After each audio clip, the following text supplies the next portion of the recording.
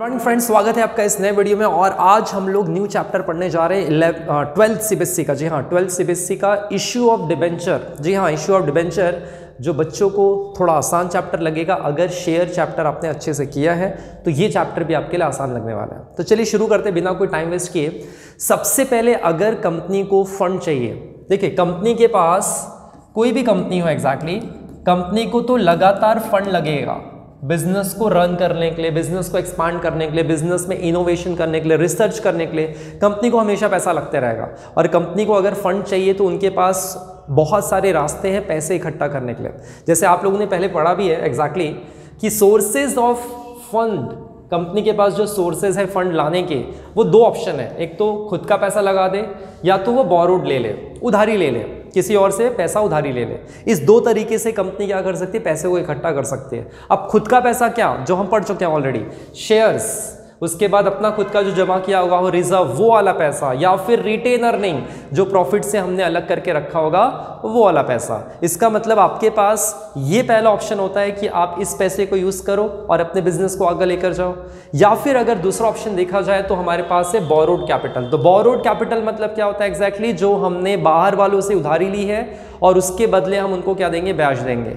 यहां पे हम बदले में क्या देते हैं एग्जैक्टली, डिविडेंड। शेयर्स की बात अगर की जाए तो यहां पे हम डिविडेंड पे करते हैं। और अगर यहां की बात की जाए, इसमें से कोई भी आप पॉइंट उठा ले, फॉर एग्जांपल डिबेंचर है, बॉन्ड है, डिपॉजिट है, बैंक लोन है, इन सब के बदले आपको कंपनी को क्या देना होता है, रिटर्न में इंटरेस्ट देना होगा। ठीक है। अच्छा, यहां पे जब डिविडेंड की बात आती है तो ये जब प्रॉफिट कंपनी कमाएगी तब डिविडेंड देगी, लेकिन यहां पे ऐसा नहीं होता है। प्रॉफिट आपका हो या ना हो, आपको ब्याज तो भरना ही पड़ेगा। ठीक है। तो सबसे पहली बात यह आती है कि कंपनी डिबेंचर क्यों ले रही है।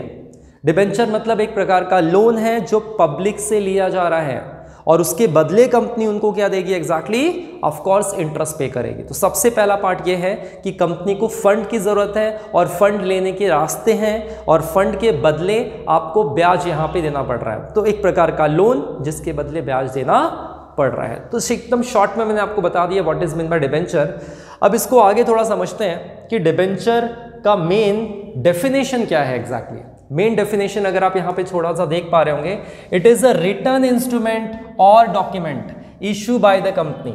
मतलब ये एक डॉक्यूमेंट होता है जो कंपनी इशू करती है पब्लिक में और पब्लिक से इसके बदले पैसा लेती है। दैट इज द मतलब इंस्ट्रूमेंट मतलब एक प्रूफ है कि भाई कंपनी ने आपसे उधारी ली है और इसमें सारी टर्म्स एंड कंडीशन लिखी रहेगी आपको कि भाई आपको इंटरेस्ट कितना मिलेगा, रिपेमेंट कब होगा, ये सारी बातें उसमें लिखी रहती है। ठीक है। तो इट इज द बोरोइंग जो एक्नॉलेज करता है कि भाई, डॉक्यूमेंट जो एक्नॉलेज करेगा कि प्रूफ है कि आपने लोन लिया है भाई। अब definition as per section 2 subsection 30 companies act 2013 के हिसाब से डेफिनेशन यहां पे लिखा हुआ है। डिबेंचर में क्या क्या आता है भाई, डिबेंचर में बॉन्ड आता है, स्टॉक आता है एग्जैक्टली, और एनी अदर इंस्ट्रूमेंट जिससे ये प्रूफ हो जाए, एविडेंस हो जाए कि कंपनी ने उधारी लिया है। इसका मतलब कोई भी ऐसी डॉक्यूमेंट्स जिससे ऐसा कंफर्म हो जाए कि कंपनी ने लोन लिया है, उसी को हम डिबेंचर कहेंगे। ऑफ कोर्स ये एक प्रकार का लोन है और कॉन्स्टिट्यूट है charge on asset. Charge on asset मतलब क्या होता है एग्जैक्टली, चार्ज ऑन एसेट मतलब कुछ ना कुछ आपको एसेट गिरवी रखना पड़ेगा, उसके बदले कंपनी लोन ले रही है भाई।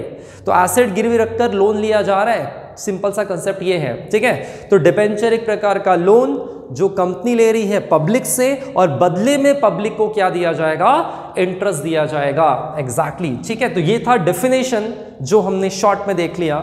इसके बाद हमारे पास आता है क्या एग्जैक्टली, डेफिनेशन के बाद हम आगे बढ़ते हैं और सबसे मेन बात इसमें है मेन फीचर्स, मेन कैरेक्टरिस्टिक्स और डिबेंचर क्या है, जिससे आपको थोड़ा सा एक बैकग्राउंड, देखिए कोई भी चैप्टर शुरू करना है आपको थोड़ा सा बैकग्राउंड पता होना चाहिए कि हम ये चैप्टर में क्या करने वाले हैं, इसका मकसद क्या है एग्जैक्टली। अगर वो मकसद समझ में आ जाता है तो आपको थोड़ा सा क्लैरिटी आ जाता है कि भाई आप आगे पढ़ने में आपको आसानी हो जाएगी फिर। ठीक है। तो पहले फीचर्स, मेन फीचर्स की बात हम लोग यहाँ पे करने वाले हैं। तो पहला फीचर क्या है, ये उधारी है भाई, डेट है। ठीक है। सेकंड, इसका जो मोड ऑफ पेमेंट और repayment of principal and interest है ये प्री डिसाइडेड होता है, पहले से डिसाइड होता है कि कंपनी कितने समय में पैसे वापस करेगी, कितने समय के लिए लेगी, कितना ब्याज आपको देगी, सारी बातें पहले से क्लियर कर दी जाती है। राइट। इसमें बदले में क्या देना होगा भाई, इंटरेस्ट। जैसे हमने कहा ये लोन है तो बदले में क्या देना होगा, इंटरेस्ट तो पे करना पड़ेगा। ये बोरोइंग है कंपनी के लिए, मतलब कंपनी यहाँ पे अपनी ओनरशिप नहीं गंवा रही है।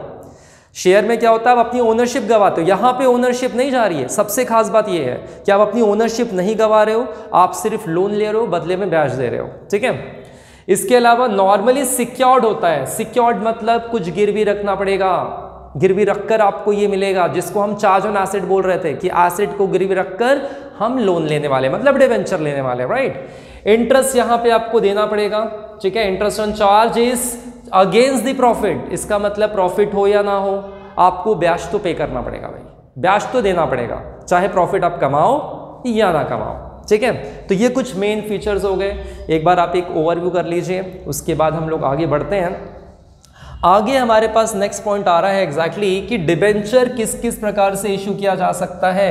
3 प्रकार से, जैसे शेयर्स आपके इशू होते थे, सेम वैसे ही डिबेंचर भी आप 3 प्रकार से इशू कर सकते हो। कैसे कैसे कर सकते हो? एट पार है, एट प्रीमियम है और एट डिस्काउंट है। एट पार मतलब ये हुआ कि अगर डिबेंचर की प्राइस 100 रुपीज़ है तो आप इसको 100 रुपीज़ में ही देने वाले हो, मतलब जितना प्राइस था फेस वैल्यू उतने में इशू करना, दैट इज एट पार, ठीक है। ये पता भी आप लोगों को एग्जैक्टली। इसके बाद प्रीमियम में क्या होगा, अगर 100 रुपीज़ का डिबेंचर है तो आप उसको उससे ज़्यादा में देने वाले हो, मतलब 110 हो सकता है, 120 हो सकता है, कुछ भी हो सकता है, लेकिन ज़्यादा रहेगा। फेस वैल्यू से अगर ज़्यादा में इशू कर रहे हो तो ऐड प्रीमियम। और डिबेंचर डिस्काउंट में भी इशू हो सकता है, अगर उसकी फेस वैल्यू 100 रुपीज़ है और अगर आप उसको 90 में इशू कर रहे हो तो दैट इज कॉल्ड डिस्काउंट। इसका मतलब डिबेंचर 3 प्रकार से इशू हो सकता है, एट पार, एट प्रीमियम और एट डिस्काउंट, ठीक है। ओवरऑल आप इशू कैसे भी करें, आपका मकसद क्या है इसमें एग्जैक्टली? आपका मकसद है अपने कंपनी को फंड और फाइनेंशियली स्ट्रॉन्ग करना, फंड दिलाना और अपने कंपनी के कामों को आगे बढ़ाना एग्जैक्टली, ठीक है। तो डिबेंचर का तो ये छोटा सा कंसेप्ट हम लोग अभी धीरे धीरे सीख रहे हैं। और इसमें सबसे पहले पार्ट आता है कि अगर कंपनी एक साथ पूरा पैसा उठा रही है तो जर्नल एंट्री क्या होगी। ये पूरा चैप्टर जर्नल एंट्री बेस्ड ही है भाई, जैसे शेयर का चैप्टर था सेम ये भी है।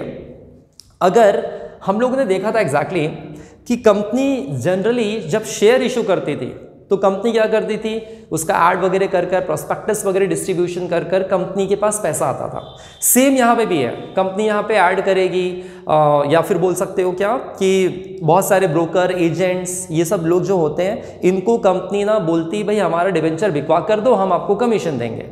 तो सिंपल सी बात है, जब लोग अप्लाई करते हैं एप्लीकेशन के थ्रू डिबेंचर के लिए तो ऑफकोर्स डिबेंचर के लिए अप्लाई करने के लिए एप्लीकेशन के साथ उनको क्या जमा करना होगा, एप्लीकेशन मनी। तो एप्लीकेशन मनी जमा होगा, बैंक में जाकर जमा करेंगे और उसकी पहली एंट्री हमारी आ जाती है। इसका मतलब सिंपल है, जैसे हम लोग ने शेयर में पढ़ा था कि जैसे ही एप्लीकेशन का पैसा जमा हुआ तो वैसे हम लोग अपने बुक्स ऑफ अकाउंट्स में, मतलब कंपनी के बुक्स ऑफ अकाउंट्स में हम लोग जर्नल एंट्री पहले कर लेते हैं। और पहली जर्नल एंट्री क्या होगी exactly, bank account debit, bank पे पैसे जमा हो रहे right, to debenture application, debenture application. और अगर लमसम है, अगर कंपनी लमसम एक साथ पैसा पूरा ले रही है, मतलब इंस्टॉलमेंट में नहीं लेने वाले, पूरा पैसा एक साथ अगर ले रहे हैं तो यहाँ पे एप्लीकेशन एंड अलॉटमेंट भी आपको लिखना पड़ेगा, ठीक है। तो ये फर्स्ट एंट्री क्या आ गई एग्जैक्टली, जब हम एक साथ पूरा पैसा पब्लिक से लोन के रूप में ले रहे हैं, ठीक है। सेकेंड एंट्री आपकी क्या होगी, एप्लीकेशन के पैसे को डिबेंचर में ट्रांसफर करने की एंट्री। तो एप्लीकेशन का पैसा आप ट्रांसफर करोगे तो क्या लिखा जाएगा भाई, debenture application and allotment account debit to percentage of debenture. अब यहां पे जो परसेंटेज दिया जाएगा उसका मतलब क्या होगा वो समझते हैं। यहां पे परसेंटेज ऑफ डिबेंचर मतलब कि यहां पे जब परसेंटेज लिखा रहेगा तो यहां पे रेट ऑफ इंटरेस्ट लिखा रहेगा। कभी क्वेश्चन में लिखा रहेगा 9%, कभी लिखा रहेगा 10%, कभी लिखा रहेगा 7% और उसके सामने डिबेंचर लिखा रहेगा। तो ये परसेंटेज इंडिकेट क्या करता है कि कंपनी कितना ब्याज देने वाली है, किसको, ऑफ कोर्स पब्लिक को। कंपनी लोन ले रही है तो बदले में ब्याज देना पड़ेगा, तो ये परसेंटेज ये इंडिकेट करता है कि कंपनी को कितना ब्याज पे करना है पब्लिक को, ठीक है। तो यहाँ पे वो आपको क्वेश्चन के सामने ऐसा लिखना होगा कि भाई हमने, ये देखो फर्स्ट एंट्री में एग्जैक्टली क्या हुआ, एप्लीकेशन के थ्रू लोगों ने अप्लाई किया, पैसा आया, पैसा आने के बाद हमने इस एंट्री में क्या किया एग्जैक्टली उस पैसे को डिबेंचर में ट्रांसफर कर दिया। जैसे शेयर में होता था, शेयर में हम लोग क्या करते थे, यहाँ पे लिखते थे bank account debit to share application, फिर share application to share capital. यहाँ पे क्या रहेगा, bank account debit to debenture application और डिबेंचर एप्लीकेशन टू डिबेंचर। इस तरह से बेसिक एंट्री आपकी यहाँ पे आ रही है सबसे पहले, ठीक है। ये लमसम के लिए था। अगर हम लमसम में पैसा एक साथ ले रहे हैं तो एप्लीकेशन अलॉटमेंट एक साथ आ जाएगा, ठीक है। जनरली क्या होता है कि कंपनी या तो आप एक साथ पूरा पैसा ले लो या तो आप इंस्टॉलमेंट में लो।